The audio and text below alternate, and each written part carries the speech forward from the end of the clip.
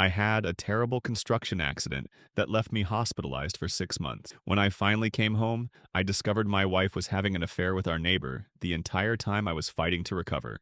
I, 34 male, have been married to my wife Carla, 32 female, for 8 years. We've been together for 12 years, having met back in college. Honestly, it felt like we had one of those storybook relationships. Solid, full of love, built on years of shared experiences. Everything was great until about 8 months ago when my life took an unexpected and brutal turn. I work as a construction site manager, and last summer, I had a really bad accident on the job. A scaffold collapsed and I got caught in the chaos. It was as bad as it sounds: multiple fractures in both legs, broken pelvis, and some spinal injuries. The doctors said I was lucky to be alive, but they also warned me that the road to recovery would be long, painful, and uncertain. First few weeks after the accident were a total blur. I was in the hospital, completely immobile, relying on nurses for everything, even basic things like going to the bathroom. I've never felt so helpless in my life. It wasn't just the physical pain, it was the emotional weight of feeling like a burden to everyone around me. But Carla, she was amazing. At first, she was there every single day, sitting by my side,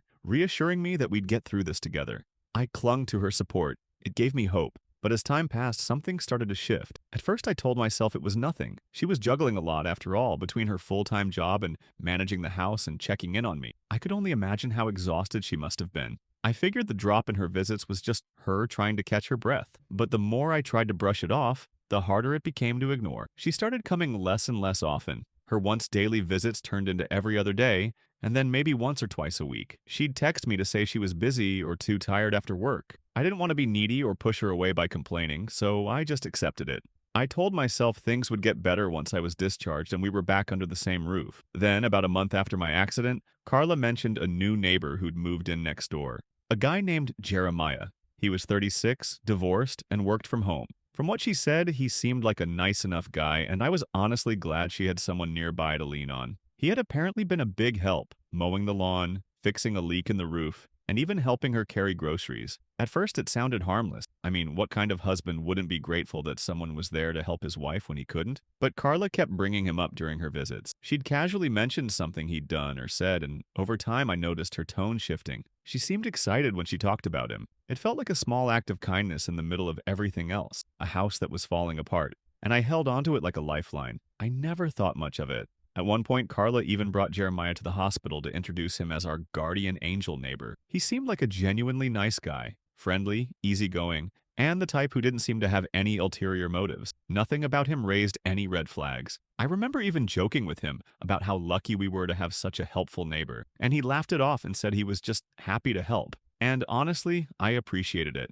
With everything else going on, having someone to rely on seemed like a blessing. Months went by, and I was still in the hospital. My progress was slow, and each day felt like an uphill battle. Carla continued to visit, but the frequency kept dropping, and the moments we did have together felt different. She was there physically, but emotionally it felt like she was already halfway out the door. I kept telling myself she was just tired, overwhelmed by everything on her plate: her job, the house, me. I wanted to believe that once I was back home, things would return to normal. Deep down, I couldn't shake the feeling of loneliness. It was eating me alive. I missed her in ways I didn't even know were possible. I wanted to feel her next to me, to have her close, to remind myself of the life we built together before the accident. Instead, I was stuck in a hospital bed, isolated and helpless, watching her drift further away. Finally, after 6 long months, I was discharged. I wasn't back to full strength, far from it. I was in a wheelchair most of the time with a walker for short distances, and my body still felt fragile, but I was going home. I thought that would be the moment everything would start to feel normal again. But the minute I rolled through the front door, I could tell something was off. The house felt different.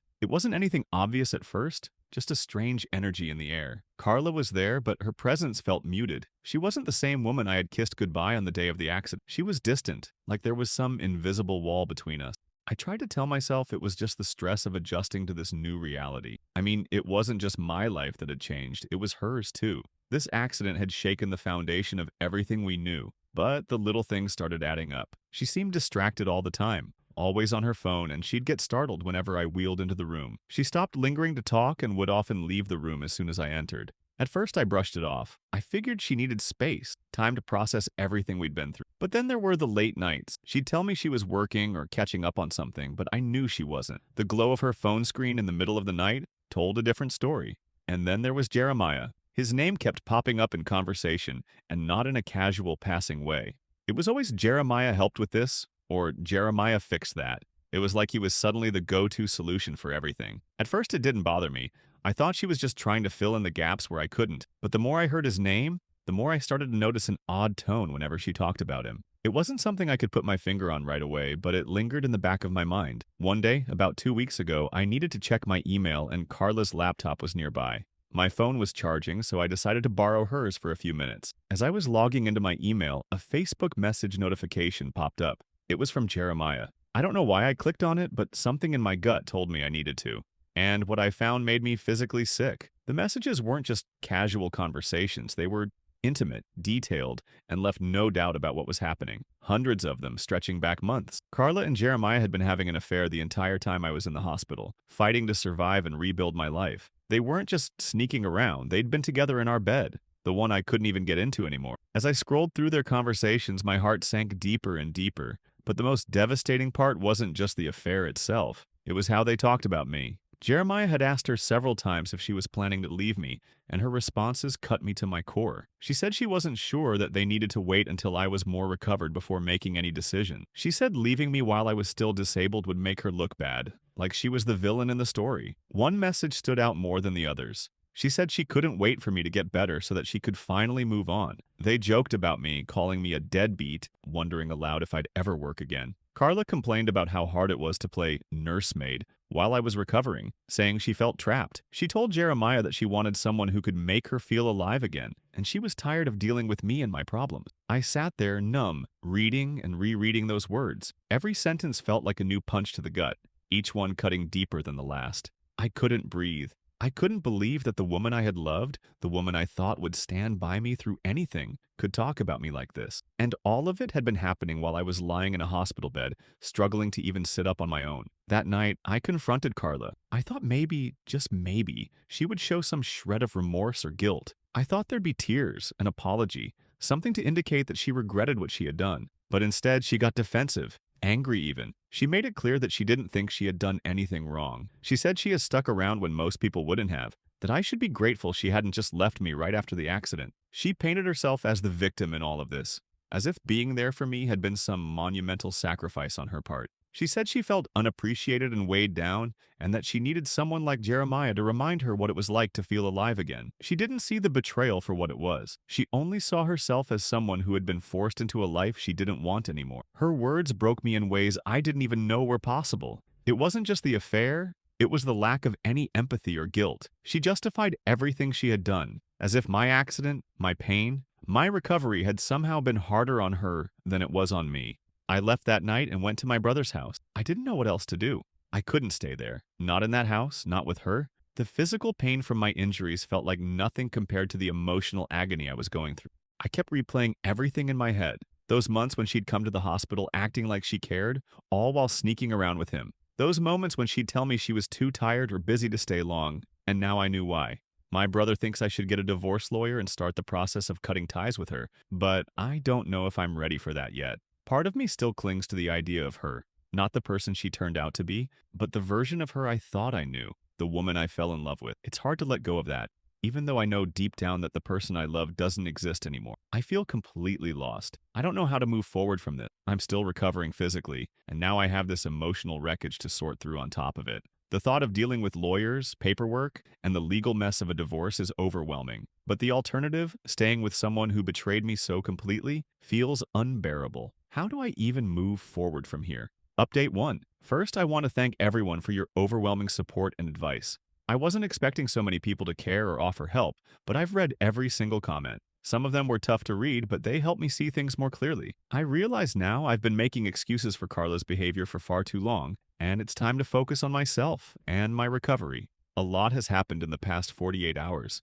After posting my story, I took some of your advice and started documenting everything. Before I left the house, I made sure to screenshot every conversation I found between Carla and Jeremiah on Facebook. I emailed the screenshots to myself and saved them in a secure folder. I also started recording any interactions with Carla when she calls or leaves voicemail. My phone has a voice recording app, so I figured it was better to be safe than sorry. I also reached out to my employer. They've been supportive throughout my recovery, and I asked them for copies of all the documents related to my accident, including medical records, the workers' comp paperwork, and my ongoing rehabilitation schedule. I want to make sure I have everything I need in case Carla tries to come after me financially. Workers' comp isn't a lot, but it's the only thing keeping me afloat right now. The most important step I took was meeting with a divorce attorney yesterday.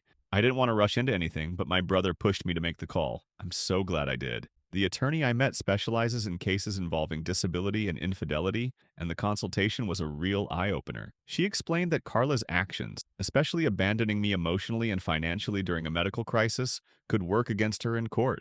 Infidelity doesn't always carry much legal weight, but in my case, it could. The attorney also reassured me that my workers' comp settlement should be protected in the divorce since it's specifically tied to my injury. That was a huge relief because honestly, I've been worried about how I'll manage financially. Since leaving, Carla has been bombarding me with mixed messages. She sent angry texts accusing me of overreacting and blowing things out of proportion. In the next breath, I'll get a tearful voicemail about how much she loves me and how we can work things out. She's even trying to guilt trip me by saying I'm throwing away our marriage over a mistake. The cherry on top? Jeremiah himself tried to contact me. He sent a text saying he wanted to explain his side of things and that I shouldn't believe everything I read in those messages. I didn't bother responding. I blocked both their numbers right after.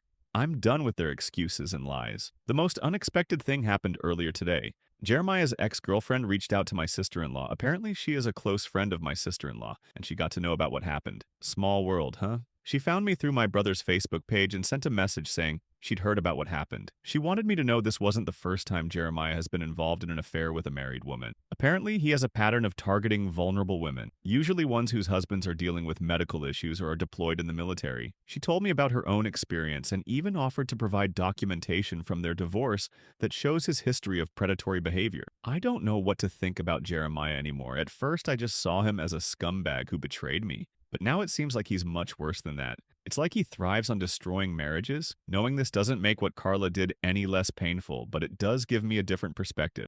Through all of this, my brother has been my rock. He's been helping me in ways I can't even put into words. His house isn't exactly set up for someone in my condition. The guest room is upstairs, but he's been working nonstop to convert his home office into a bedroom for me. He even bought a portable ramp so I could move around more easily. On top of that, he contacted our parents to let them know what was going on. They're flying in tomorrow to help, and I'm looking forward to seeing them, even though I'm embarrassed to tell them the full story. My mom is a retired nurse, so she's already offered to help with my physical care needs. Just knowing she'll be here makes me feel a little less overwhelmed. My dad's more of a quiet support kind of guy, but he's always been someone I can lean on when things get tough. I'm meeting with my attorney again tomorrow to start the divorce paperwork. I won't lie, I'm still scared about the future. I don't know how I'm going to rebuild my life from this point, especially with all the physical challenges I'm facing. But for the first time in a long time, I feel like I'm taking control of my life. This isn't the path I wanted, and it sure as hell isn't easy, but I'm starting to believe I'll come out stronger on the other side.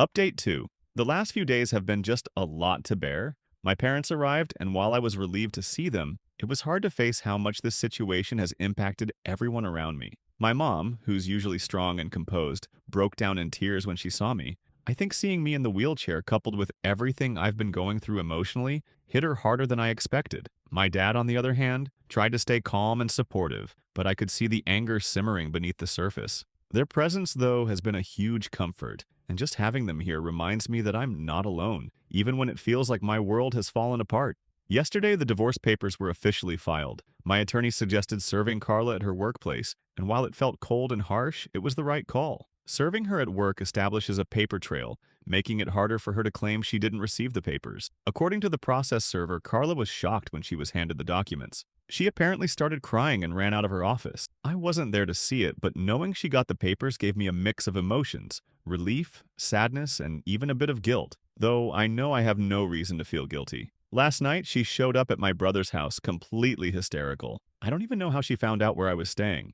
My guess is she got the address from mutual friends. She was pounding on the door, screaming to be let in, and my brother, ever the quick thinker, started recording everything on his phone before opening the door. The interaction was something out of a nightmare. She alternated between begging me to come home and threatening to destroy me in the divorce. At one point, she tried to blame the affair on me, saying I had been emotionally unavailable during my recovery. Hearing her twisted narrative like that made me feel physically sick. My dad, who's one of the calmest people I know, eventually had to step in. He asked Carla to leave before things escalated further, and his tone was so firm that even Kara seemed taken back. She left, but not before yelling something about how I'd regret this and how I'd ruined her life. My brother made sure to save the recording and has already shared it with my attorney. Today brought another shocking discovery. While reviewing our finances, I noticed that Carla had been slowly transferring money from our joint savings account into a private account over the past few months. At first I thought it might have been for household expenses while I was in the hospital, but the amounts didn't add up.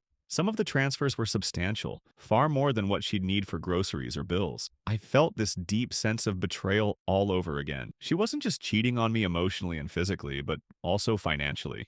I immediately called my attorney, who's now working on freezing our shared assets. Thankfully, my disability payments and workers' comp are deposited into my personal account, which Carla can't touch. It's another layer of stress, but at least I caught it before more damage was done. On the legal front, Jeremiah's ex-wife came through with the documents she promised. Reading through them was disturbing. The pattern of his behavior is identical to what happened with Carla and me. He moved next door to her while her husband was deployed, ingratiated himself into her life by being helpful, and slowly manipulated his way into their marriage. Her story feels like a mirror image of mine, and it's chilling to see how calculated he is. She's offered to testify if it comes to that, though my attorney is confident we already have more than enough evidence to support my case. The hardest part of this week was going back to the house. I needed to retrieve more of my things, and my brother insisted on coming with me. I was dreading it, but it had to be done. When we arrived, Carla was home, and it was immediately clear that she'd been drinking. She was slurring her words and had this wild, unhinged look in her eyes. As soon as she saw me, she launched into a tirade, calling me every name in the book and blaming me for ruining her life with my accident. What happened next was something I'll never forget. She started grabbing my medical supplies, things like my walker and therapy bands, and throwing them around the room. She screamed that I had made her a prisoner in our marriage and that my injuries were burdens she never signed up for. My brother, always the protector, recorded the entire meltdown while also helping me gather my belongings. As much as I tried to stay calm, the look in her eyes, so full of hatred and resentment, broke something inside me. This was the same woman who stood by my hospital bed, holding my hand and promising we'd get through this together. Seeing her like this, so far removed from the person I thought I knew, was devastating. We packed up what we could and left. My brother has been helping me sort through everything, both physically and emotionally.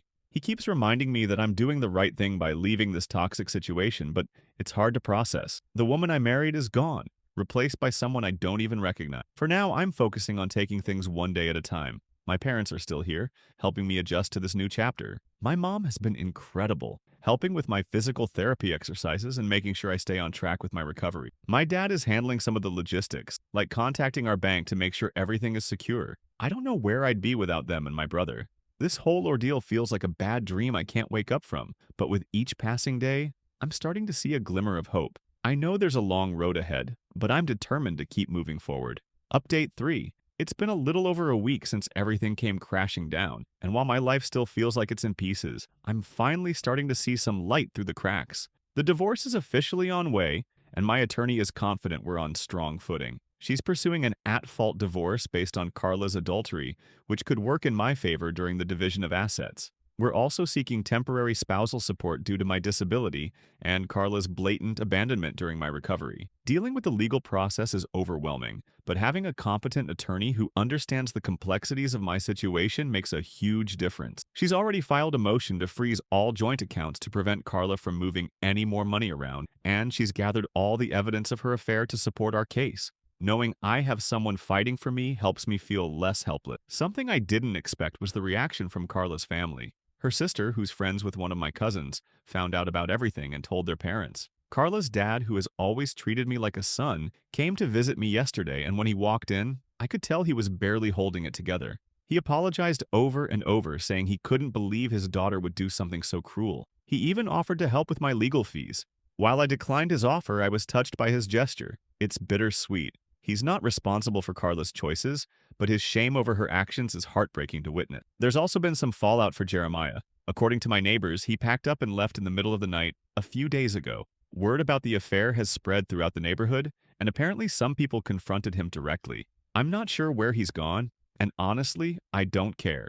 Carla, on the other hand, has been telling anyone who will listen that I've turned everyone against her and ruined her reputation. It's laughable, really. Her reputation was ruined the moment she decided to cheat on her disabled husband and then mock him behind his back. I'm following my attorney's advice to document everything, but not engage with her. It's been hard seeing her attempts to rewrite the narrative, but I know responding would only fuel her fire. I'm focusing on keeping my side of the street clean and staying as far away from her toxicity as possible. One unexpected silver lining is that my physical recovery has improved since leaving the toxic environment of our home. My physical therapist says my determination and progress have noticeably increased over the past week. I can now walk short distances using just a cane, though I still rely on my wheelchair for longer periods. It feels like a small victory every time I take another step forward, literally and figuratively. My employer has also been a source of immense support. They've assured me that my job will be waiting for me once I'm cleared to return, and they're already looking into making modifications at the site to accommodate my mobility needs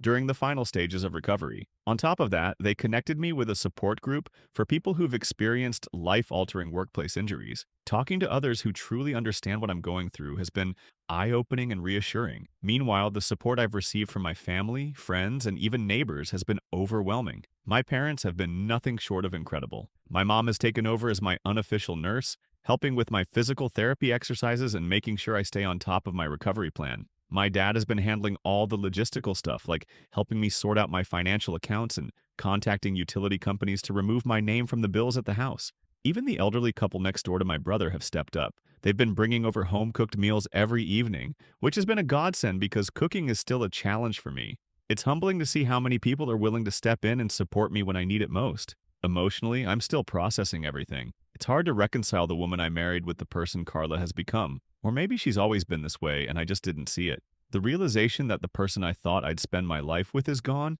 has been one of the hardest pills to swallow. But I'm working with a therapist who specializes in physical trauma and infidelity, and is helping me untangle the mess in my head. She's been helping me understand that none of this was my fault, that Carla's choices were hers alone, and her action reflect more on her character than anything I did or didn't do. For now, my focus is on rebuilding my life. I'm setting small, achievable goals for myself, like improving my mobility, reconnecting with old friends, and regaining some sense of normality. Several colleagues from work have been visiting regularly, and their support reminds me that I'm not just the guy who got hurt, but still a valued part of the team. The divorce process will likely take months, but I'm no longer unsure about my decision. The woman I married doesn't exist anymore, and staying with someone who could hurt me so deeply isn't an option. It's a strange mix of sadness and relief, but I'm starting to feel hopeful about the future. To everyone who commented on my original post and updates, I can't thank you enough. Your advice and support helped me find the strength to stand up for myself when I didn't think I had any left. I'll post another update when there are significant developments in the divorce proceedings, but for now, I'm focusing on putting one foot in front of the other, literally and figuratively, and rebuilding my life from the ground up.